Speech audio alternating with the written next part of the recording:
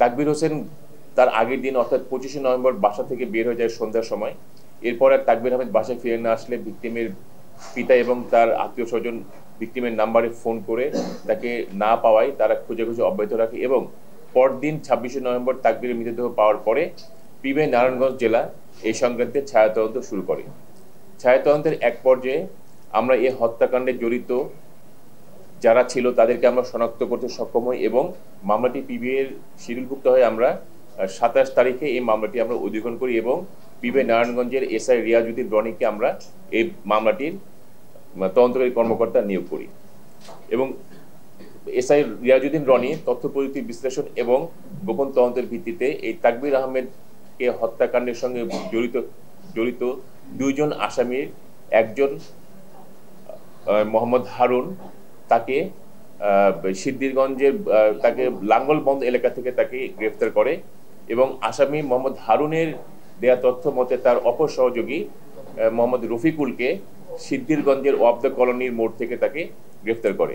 এই দুজন আসামিকে গ্রেফতার করার পর আমরা তাদেরকে নিবিড়ভাবে জিজ্ঞাসাবাদ করি এবং দুজন আসামি আমাদের জিজ্ঞাসাবাদে তাকবীর আহমেদকে হত্যার বিষয়টি তারা স্বীকার করে।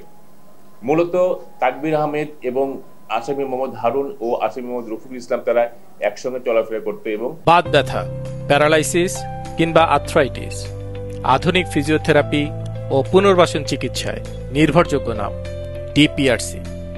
তারা মাদক সেবন করত।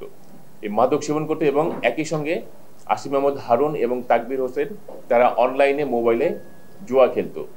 বিশেষ করে তাকবীর আহমেদের অ্যান্ড্রয়েড মোবাইল ফোন ছিল আর মোহাম্মদ হারুন সেই অ্যান্ড্রয়েড মোবাইল ফোনে বিভিন্ন সময়ে টাকা রিচার্জ করে অর্থাৎ মোবাইলে ডাটা নিয়ে দুজন মিলে তারা অনলাইনে জুয়া খেলতো।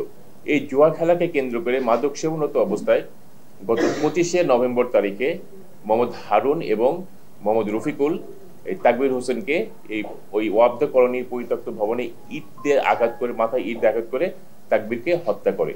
হত্যা করার পরে মোহাম্মদ হারুন এবং রফিকুল ইসলাম এই হত্যাকাণ্ডটিকে ভিন্ন খাতে প্রভাবিত করার জন্য এই মোহাম্মদ রফিকুল ইসলামের সিম থেকে ভিকটিমের পিতা নূর মোহাম্মদকে ফোন করে মুক্তিপণ হিসেবে 40,000 টাকা দাবি করে।